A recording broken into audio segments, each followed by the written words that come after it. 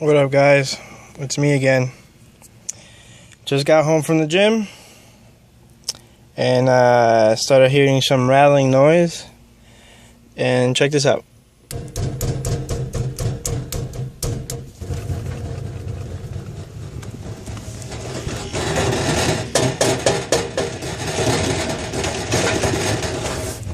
I was under the car.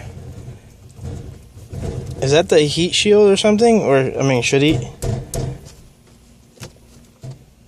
I can pick it up and stuff. Is that a bad sign? I can lift it up. Let me know. I mean, it shifts.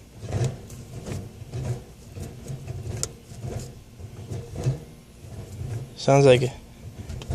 Every time I shift.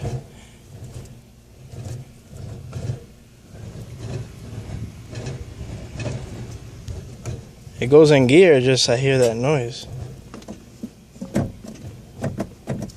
Let me know.